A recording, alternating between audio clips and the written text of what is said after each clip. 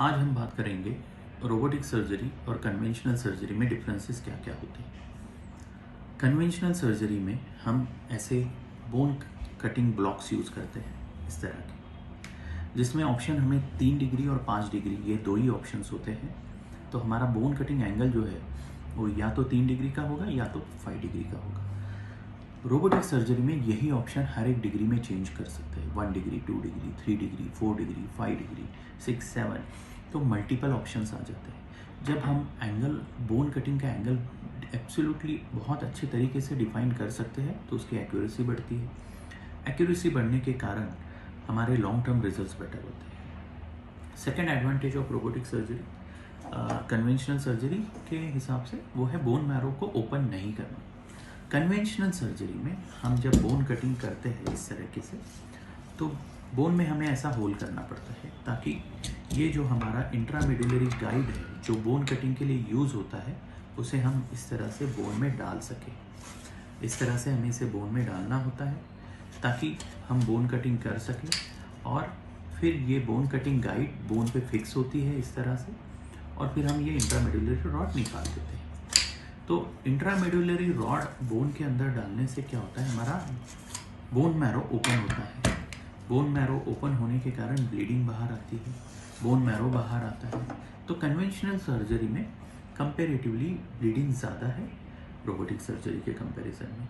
Robotic surgery में हमें bone marrow open नहीं करना पड़ता है, ये इंट्रामेडुलरी रॉड हमें बोन में नहीं डालना पड़ता है, क्योंकि हमने सीटी स्कैन किया होता है। सीटी स्कैन से हमारा जो हिप का सेंटर है वो हमें ऑलरेडी पता होता है, तो हमें ये बोन मैरो ओपन करने की ज़रूरत रोबोटिक सर्जरी में नहीं है।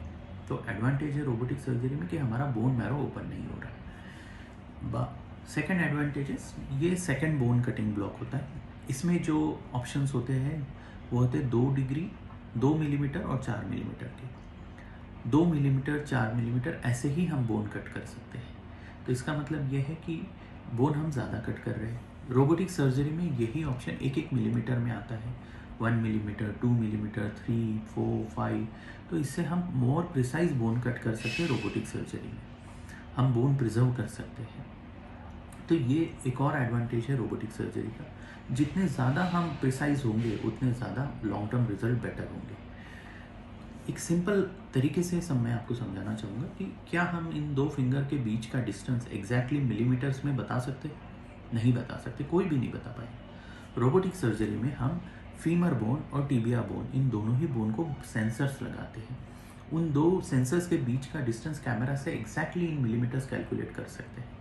तो ये जो 1 मिलीमीटर का मैं बात कर रहा हूँ कि बोन कटिंग 1 मिलीमीटर, 2 मिलीमीटर हो सकती है, ये पॉसिबल है रोबोटिक सर्जरी में। तो हमारा बोन प्रिजर्व होता है, बोन मैरो ओपन नहीं होता है, एक्यूरेसी बहुत ज़्यादा आती है। तो ये एडवांटेजेस है रोबोटिक सर्जरी के कन्वेंशनल सर्जरी के ऊपर। मैं ये नहीं कहूँगा कि कन्वेंशनल सर्जरी ख़राब सर्जरी है, कन्वेंशनल सर्जरी भी अच्छी सर्जरी है। रोबोटिक सर्जरी ये कन्वेंशनल सर्जरी का बेटर वर्जन है, मोर रिफाइंड वर्जन है। तो robotic surgery definitely conventional surgery से बेटर सर्जरी है। Thank you.